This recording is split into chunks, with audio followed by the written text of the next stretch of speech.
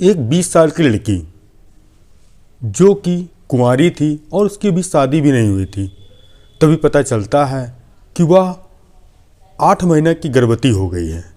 और फिर कुछ दिन बाद वह 2 बच्चियों को जन्म देती है और अभी उन बच्चियों को 17 दिन ही आए इस दुनिया में हुआ था, मगर एक अनहोनी से उस 20 साल लड़की और उसकी दोनों बच्चियों का कत्ल हो जाता है। अब जैसे ही यह बात पूरे इलाके में फैलती है, मानो हर तरफ हड़कंप मच जाता है और सबके जहन में एक ही सवाल था कि आखिर 17 दिन की 2 बच्चियों का आखिर उनका क्या कसूर था। और फिर इसकी जांच के लिए पुलिस की टीम गठित होती है और हर धरपकड़ की जाती है, मगर वो कातिल पुलिस के हत्थे नहीं चढ़ते हैं। और फिर इसके बाद यह मामला सीबीआई को दिया जाता है। सीबीआई भी उन कातिलों तक नहीं पहुंच पाती है। फिर इस घटना के 19 साल बाद एक पुलिस का अफसर उन दोनों कातिलों को इस ढंग से पकड़ता है जिसको सुनने के बाद आप भी हैरान और परेशान हो जाएंगे। उन कातिलों ने जो कहानी बताई वो वाकई में हैरान और परेशान कर देने वाली है। आपका जो कुछ भी सुझाव हो तो इस कमेंट के माध्यम से ज़रूर दें। इस कहानी के बाद आप सभी दोस्तों को नमस्कार, मेरा नाम रवि है। अगर आप हमारे चैनल पर नए हों, सब्सक्राइब बेल आइकन जरूर दबाएं। यह सच्ची घटना चालू होती है केरल राज्य का एक ज़िला है कोल्लम, और उसी के अंतर्गत एक इलाका है जिसका नाम है अलाय मोन गांव। यहीं पर एक माँ बेटी, माँ का नाम संथामा और एक उनकी 20 साल की लड़की जिसका नाम रंजनी। परिवार ठीक ठाक था, माँ काम धंधा करती थी और जो बेटी थी वह पढ़ाई के साथ साथ अपने घर का कामकाज भी करती थी। और तभी रंजनी को प्यार होता है उसी के मोहल्ले में रहने वाले एक युवक जिसका नाम था डेविल।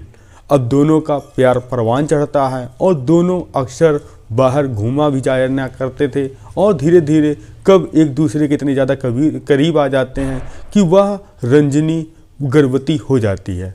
और तभी एक दिन अचानक रंजनी के पेट में दर्द होता है और वह जाकर माँ को बताती है कि माँ मेरे पेट में दर्द हो रहा है। माँ फ़ौरन अपनी 20 साल की लड़की को लेकर पास के अस्पताल जाती है और जब डॉक्टर उस लड़की का अल्ट्रासाउंड कराते हैं तो पता चलता है कि वो 20 साल की लड़की जिसका नाम रंजनी वह 8 महीने की गर्भवती है। अब जैसे ही यह बात उसकी माता सुनती है, मानो उसके पैरों तले ज़मीन खिसक जाती है और फिर पूछती है, बेटा यह सब कैसे हुआ और यह बच्चों का बाप कौन है। तभी रंजनी रोती है और कहती है, जो माँ पास के ही घर के रहने वाला युवक जिसका नाम डेविल है वह ही इन बच्चों का पिता है और उसने मुझे कहा था कि मैं तुमसे शादी करूँगा और मैं ही इन बच्चों का बाप हूँ। और जो डेविल था वह कुछ महीने पहले वह आर्मी में सेलेक्ट हो जाता है और जो कि अपनी ड्यूटी करने के लिए पंजाब के पठानकोट चला जाता है। और इधर रंजनी अपने प्रेमी को फ़ोन करती है और कहती है कि मैं तुम्हारे बच्चे की माँ बन गई हूँ, अब तुम बताओ शादी कब करोगे। जैसे ही यह बात डेविल सुनता है वह हैरान हो जाता है और तुरंत अपनी प्रेमिका से कहता है कि जो बच्चा है उसको तुम गिरा दो और फिर हम लोग जब शादी करेंगे उसके बाद दोबारा ट्राई करेंगे। अब जैसे ही यह बात रंजनी सुनती है वह गुस्सा हो जाती है, कहती है यह बच्चा मैं नहीं गिरा सकती हूँ और मैं इसको जन्म दूंगी, यह दुनिया में बाहर आएगा। इसके बाद डेविल और रंजनी के बीच काफ़ी ज़्यादा बहसबाजी होती है और कहते हैं कि यहीं से दोनों अलग अलग हो जाते हैं और यहीं से अपने अपने काम में बिजी हो जाते हैं। और कुछ दिन बीतते हैं, तभी एक तारीख आती है 24 जनवरी 2006 और जो रंजनी का जो पेट था वह काफ़ी ज़्यादा दर्द करने लगता है और जो रंजनी की माँ थी संथामना वह अपनी बेटी को लेकर पहुंचती है तिरुवनंतपुरम जो कि केरल की राजधानी है। वह इसलिए पहुंची थी शहर लेकर क्योंकि गांव में अगर वह अपनी बेटी की डिलीवरी कराएगी तो वहां के लोग तरह तरह के सवाल जवाब करेंगे और जिसके बाद उसकी बेटी निराश हो जाएगी और ऐसा भी हो सकता है वह कोई गलत कदम उठा ले। तभी जो संथामा थी वह अपनी बेटी रंजनी को लेकर पहुंचती है शहर के अस्पताल में और वहीं पर उसका एडमिट कराती है। अब वह बच्ची को जन्म देने वाली थी, तभी एक युवक जो कि उसी अस्पताल में घूम रहा था और जब संथामा यानी रंजनी की माँ को वह देखता है, वह नमस्ते करता, पूछता है कि आंटी आप कैसी हैं, मैं भी आपके इलाके में रहता हूँ, अगर आपकी बेटी को कोई भी दिक्कत हो, अगर खून की ज़रूरत हो तो मैं दे दूँगा, मैं यहीं पर बैठा हूँ। जैसे ही वह युवक, ऐसा लग रहा है वह फरिश्ता है, क्योंकि वह माँ बेटी के सिवा वहाँ अस्पताल में कोई नहीं था। अब जैसे ही माँ ने देखा कि एक लड़का आया है जो इसकी पूरी सहायता करेगा, वह और खुश हो गई कि चलो कोई तो आया। तभी कुछ देर बाद जो रंजनी थी 2 बच्चियों को जन्म देती है, जिसके बाद उसकी माँ खुश हो जाती है। और जब डॉक्टर पूछते हैं कि इसका पिता कौन है, तो रंजनी उदास हो जाती है और कुछ बोलती नहीं है। इसके 2-3 दिन बीतते हैं, तभी जो वो युवक आया था उसका नाम अनिल था। और अनिल जो रंजनी की माँ संथामा से कहता है कि अब आप अपने घर मत जाइएगा, अगर अपने घर आप जाएंगी तो लोग वहाँ तरह तरह के सवाल जवाब पूछेंगे, और मुझे एक जानने में अच्छा इलाका है जहाँ पर आप किराए का कमरा लेकर रह सकती हैं। वह था आंचल गांव।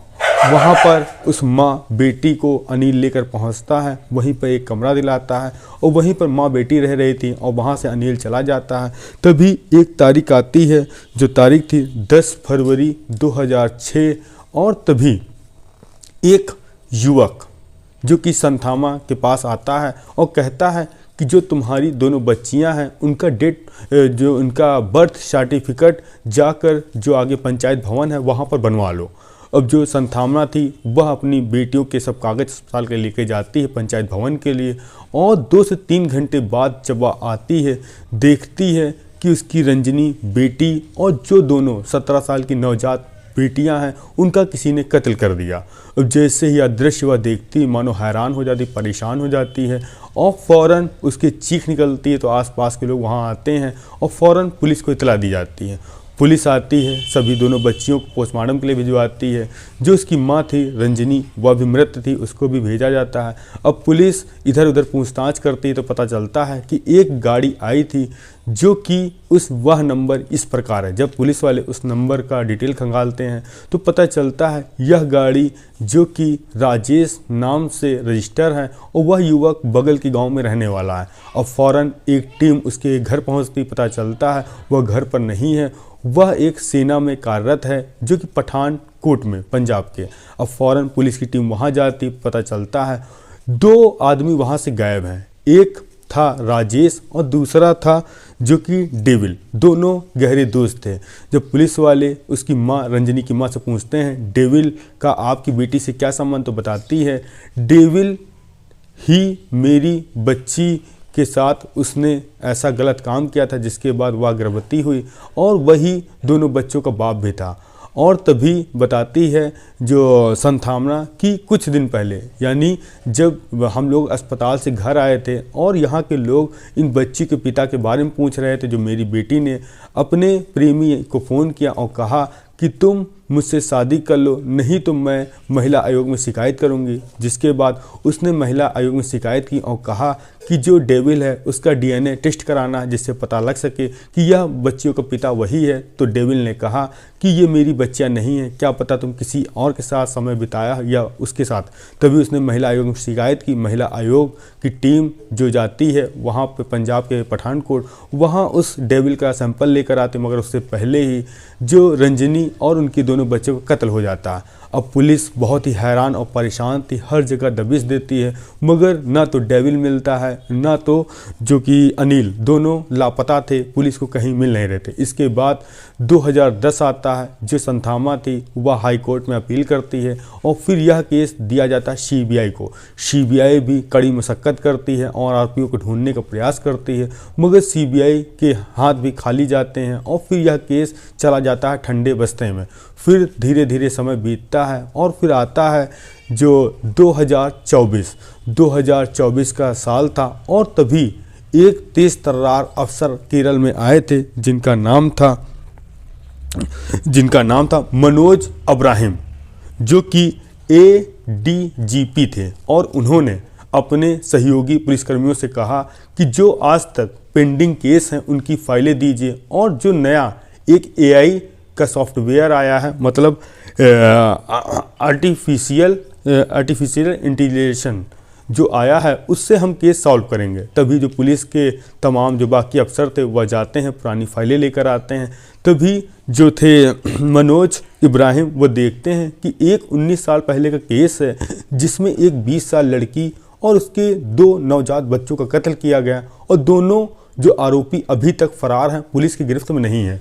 और यह केस सीबीआई के अंडर में था, मगर वहाँ से भी कोई ठोस सवाल नहीं मिला, जिसके बाद यह ठंडे बस्ते में चला गया।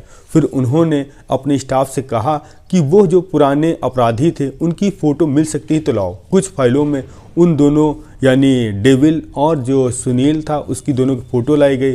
फिर वही मनोज ने कहा कि एआई की मदद से इनको प्रैक्टिस करो कि ऐसा बनाओ कि 20 साल बाद ये कैसे दिखते हैं अगर इनके पास बाल नहीं हो या दाढ़ी नहीं हो। तभी जो पुलिस के जवान थे सोशल मीडिया के माध्यम से एआई के मदद से उन तस्वीरों को ढालते हैं, बनाते हैं और फेसबुक जैसी वेबसाइट पे उनको ट्राई करते हैं कि ऐसा कौन सा व्यक्ति है जो इन शक्लों से मिलता जुलता है। और ज़्यादातर जो केरल के जितने भी देश भर में लोग फैले हैं और सभी से वह मैच की जाती हैं।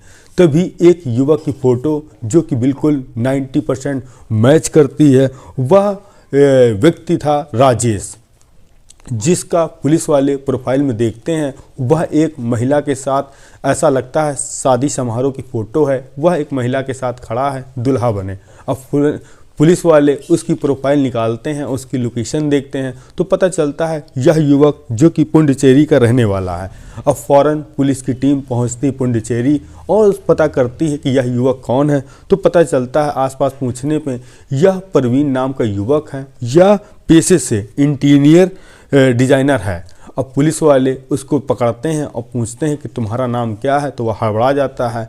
और जब पुलिस वाले अपना सख्ती से रवैया अपनाते तो बताता है मेरा नाम राजेश है। और पूछते हैं कि तुम्हारा दोस्त वो कहाँ है, डेविल, तो बताता है उसका नाम डेविल नहीं विष्णु है, जो कि अब इस नाम से रह रहा है। दोनों 19 साल बाद पुलिस के हत्थे चढ़े और फिर उन्होंने पुलिस से पूछा कि सर आप ये बता दीजिए मुझे आप लोगों ने ढूंढा कैसे। फिर पुलिस ने पूरी दास्तां बताई कि जो नया एआई का सिस्टम आया है जिसके बाद तुम लोग चिन्हित किए गए। अब पुलिस ने इन दोनों आरोपियों को सीबीआई के हवाले दे दिया है। अब वो अपनी रिपोर्ट लगाएंगे और इन लोगों को देखो सख्त सख्त क्या सज़ा होती है। आप भी कमेंट के माध्यम से बताएं कि इन दोनों आरोपियों को क्या सज़ा मिलनी चाहिए, क्योंकि इन्होंने बहुत बड़ा गुनाह किया था। जय हिंद, जय भारत।